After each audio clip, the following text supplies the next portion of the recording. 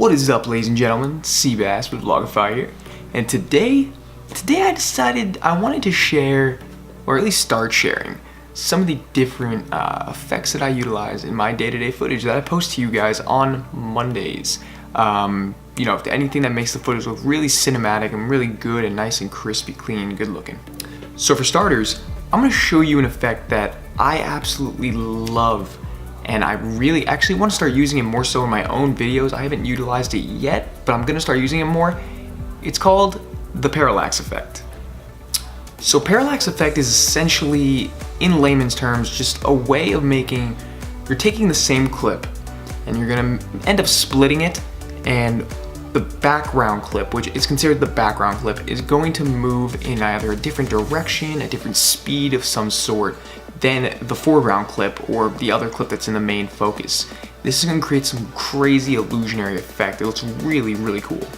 This has the potential to make your footage really pop and really stand out. You could use it on a scene that you want to make look crazy cool, crazy like trippy, illusionary, and it'll really pop out to your audience. It'll cause a central focus on that scene, and I think it can be utilized very well in that case.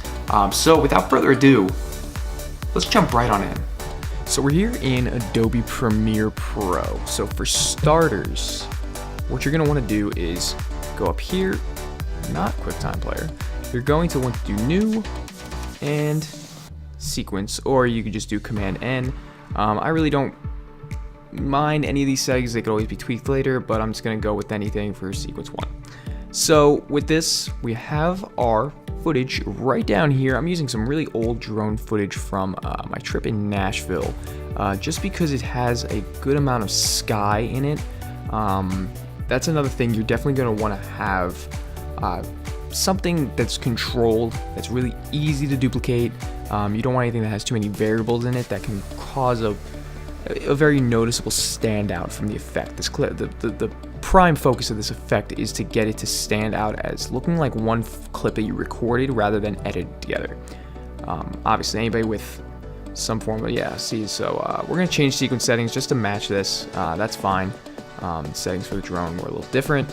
So next, what you're going to want to do is you're going to want to scale down your original footage. So a good way to go is roughly, let's say around 65.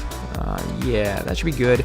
You know, you really just want to scale it down there so you have ample space to work and ample space to give yourself for both clips and to do the masking. So from there, you're going to want to move this. Before we move it, what we're going to do is duplicate.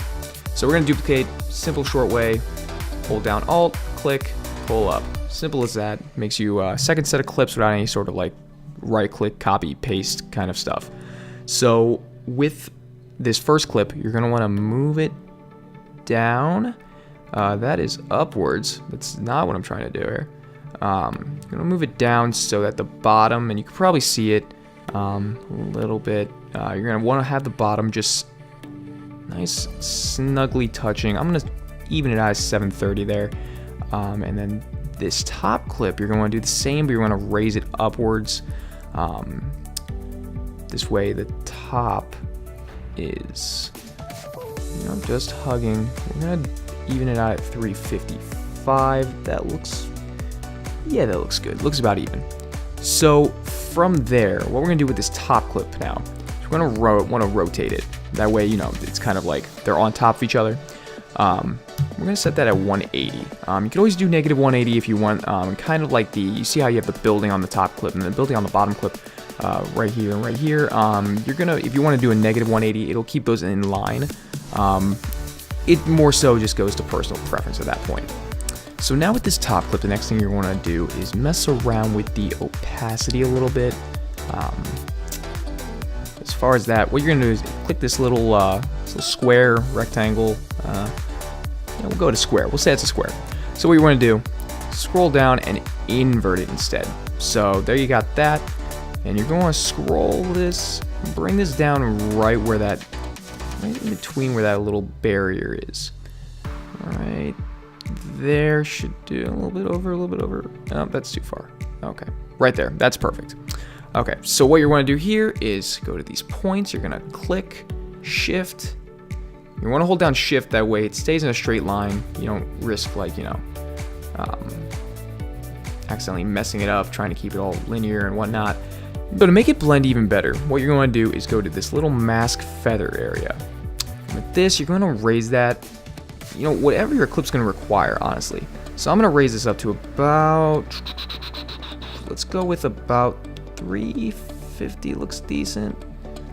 Yeah, let's move that real quick. Whoops, wrong click. Yeah, that looks a little decent. If you need to, I don't think this clip really requires it. You can move this up and down to your liking, to where the feathering makes it look even better. Kind of like so.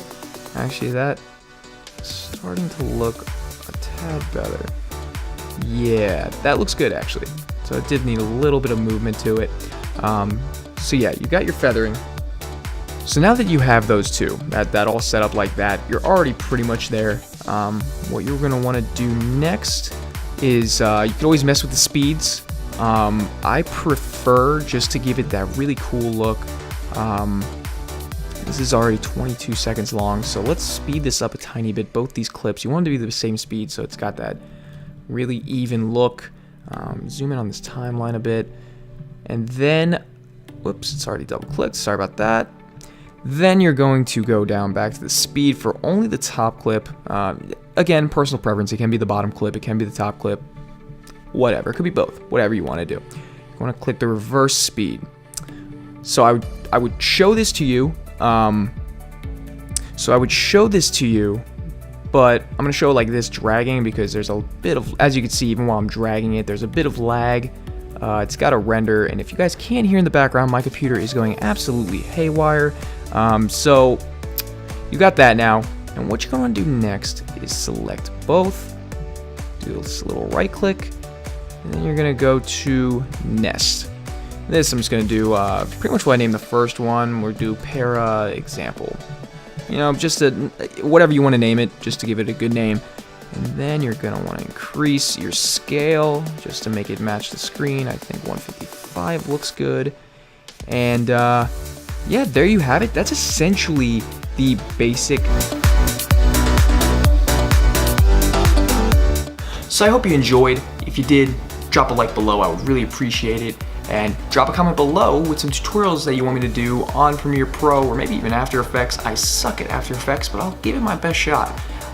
But yeah, drop a comment, let me know what you want me to do. I'm still gonna put out other content, aside from tutorials. I'll put out some other tutorials that I'm thinking about doing, but I also would love to help you guys out and provide tutorials where you guys feel you need it. And of course, drop subscribe if you want to stay up to date on the content and know when it's coming. And if you enjoy what you see on this channel. And as always, #GetVlogified. Peace out, y'all.